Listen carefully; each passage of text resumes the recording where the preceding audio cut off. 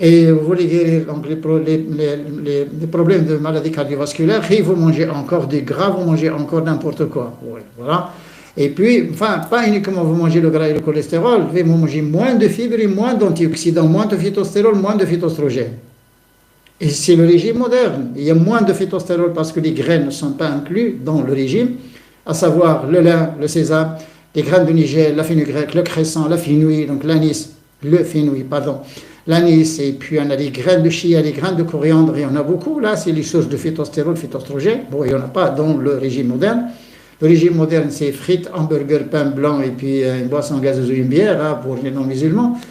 Et puis, là, le régime, là où il y a il n'y a pas d'antioxydants, bon, donc vous avez le pain blanc et un hamburger et une boisson gazeuse, là, vous n'avez pas d'antioxydants, votre corps n'est pas protégé, pas uniquement les maladies cardiovasculaires, mais tout, vous pouvez sortir toutes les maladies, y compris les maladies auto-immunes.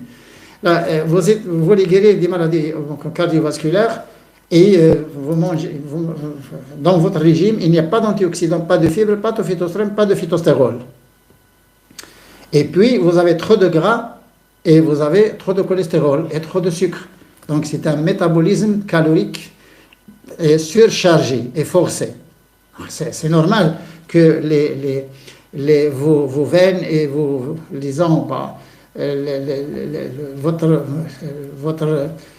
artères et tout ça, le vaisselle là, ce sera encrassé, c'est normal, il sera encrassé, il y a l'homocystine, il y a beaucoup de trucs. Il y a un système de blocage d'élimination de l'homocystine par le mauvais cholestérol, la LDL.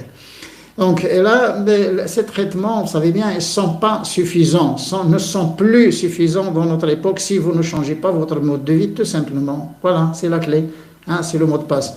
Changez votre mode de vie, suivez vos traitements, et à ce moment-là, vous aurez de bons résultats. Il se pourrait bien que vous aurez des résultats avant vos traitements. Mais changez d'abord votre mode de vie. Qu'est-ce que ça veut dire changer de mode de vie?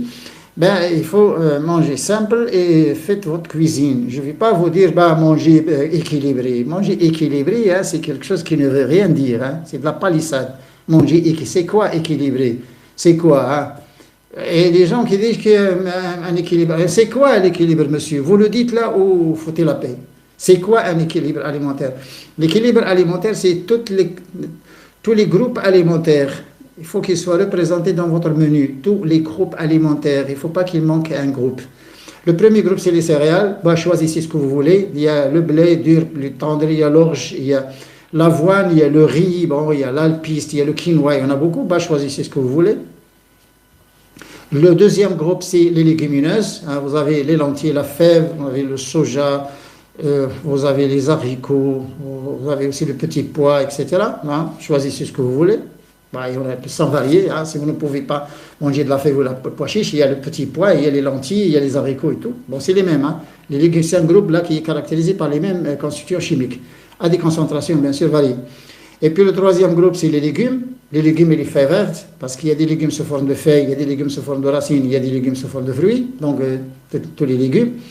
Et puis avec les légumes, vous avez les choses dont on sert, c'est les feuilles vertes là qu'on mange, qu'on consomme. Et puis le quatrième groupe, c'est les fruits frais et les fruits secs. Et les fruits secs aussi, c'est les dattes, les figues, les raisins secs, les amandes, les noix d'acajou, les pistaches et tout ça. Ça, c'est un groupe aussi très important.